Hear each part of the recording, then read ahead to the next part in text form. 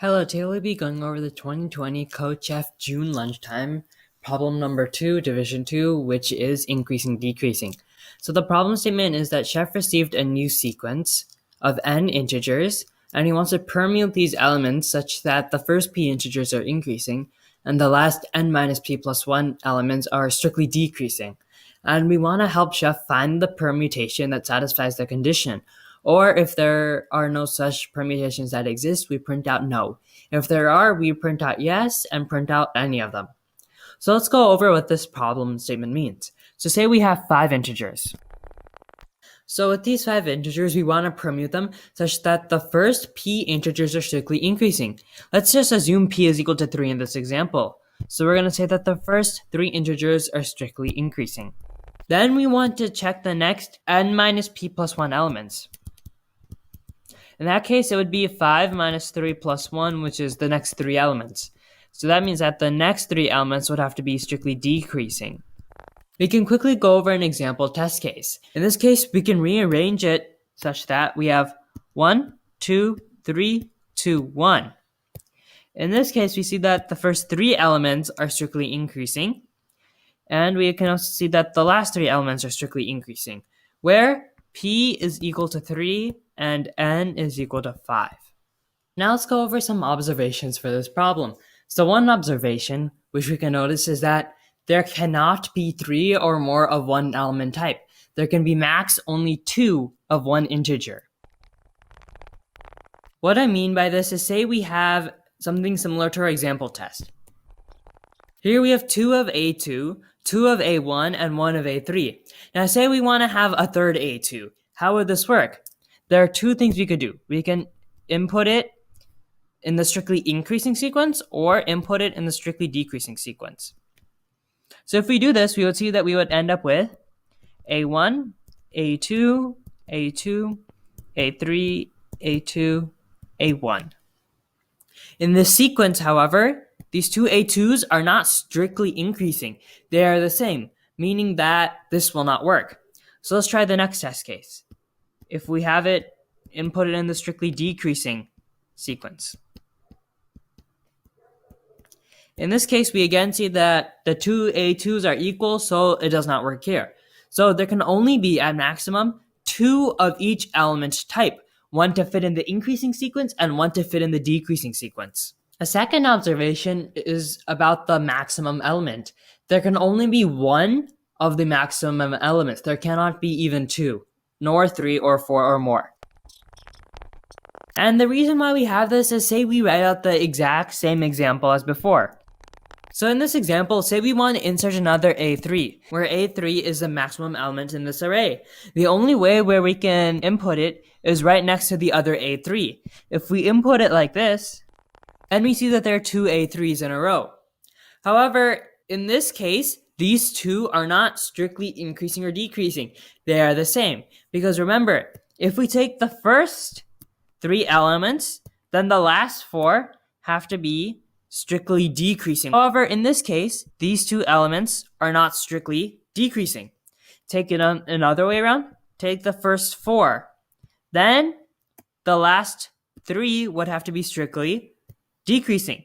However, in this case, in the first 4, these 2 elements are not strictly increasing.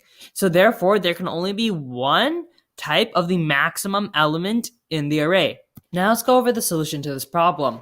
So given our 2 observations, we can first check to see if the actual test case is valid. If it is not valid, we'll just print out no and continue on. If it is valid, then we can go and check which order we can print it out in. The second thing which we want to do is start solving if it is valid. So in order to do this, we can first check for duplicates. The reason why we want to do this is because let's just assume that each element is presented once. Then, if we print out the entire sequence or array in a strictly decreasing order, it would work. So say that we have the array 1, 2, 3, 4. If we print it out in strictly decreasing order, we can check that the first element is in strictly increasing order because it's just one element. And then the last 4 are in strictly decreasing order. So say that there are no duplicates, there will always be a solution. So if we assume that there are no duplicates, we can easily print out a solution. But say there are duplicates, then we want to print those in the increasing order. So for the second step, let's just leave it as, at the end, print all elements of the array once. But step 3. So in this case, we want to check at the beginning. What do we want to do? Say there is a duplicate, such as 1, 1, 2, 3, 4. In this case, we want to take all of our duplicates and put them at the beginning of the sequence to create an increasing sequence. So say we just take the singular element 1 and place it at the beginning. Then we can take the rest of the 4, which are not duplicated, and we can print them in strictly decreasing order at the end. This will give us a valid solution. Another example of this, let's say we have 1, 1, 2, 2, 3, 3, 4. In this case, we check the duplicates. We see that there are 2 1s, 2 2s, and 2 3s. So therefore, we will take one of each duplicate and print it at the beginning. 1, 2, 3. And then we will look at the rest of the array and just print out all of those remaining elements. We see that there is a 4 left, there's a 4 left, a 3 left, a 2 left, and a 1 left. So we will just print those out.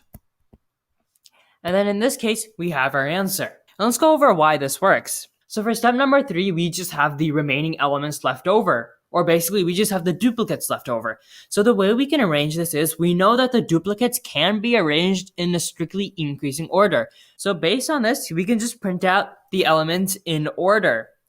And then this will be strictly increasing. So step number 3 is,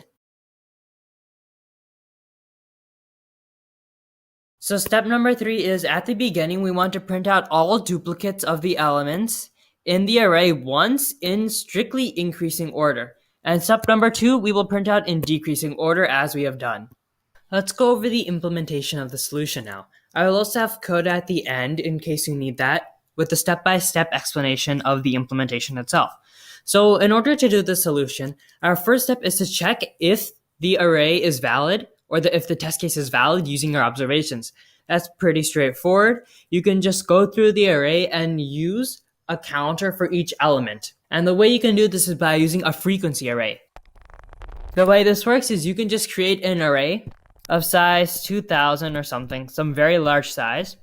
And then each time when you go through the array and get in an integer or input, you're going to increase the frequency of the input. So we go frequency at position input plus plus, meaning that another element of that value has been found. So this way we can check for duplicates, and we can also check if one element has been in the array thrice, or if the maximum element has been in the array twice.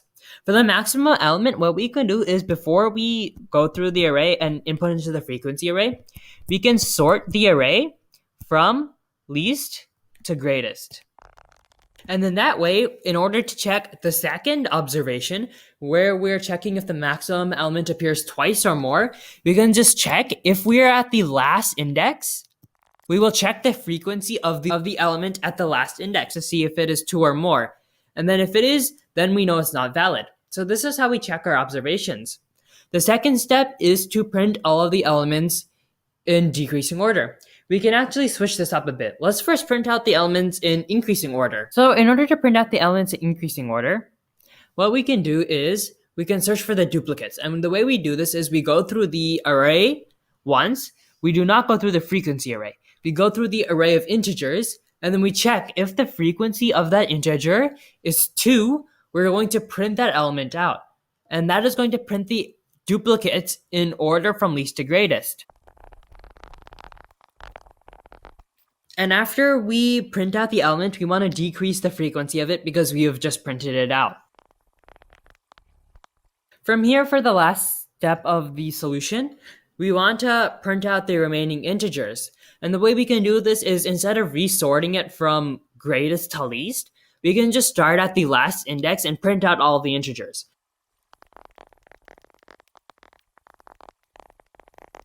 And this is our implementation of the solution. Now let's go over the code implementation of the solution. So in the code, we're going to have our first integer t, which stands for the amount of test cases. we're going to input into T and run a program for each of the T test cases.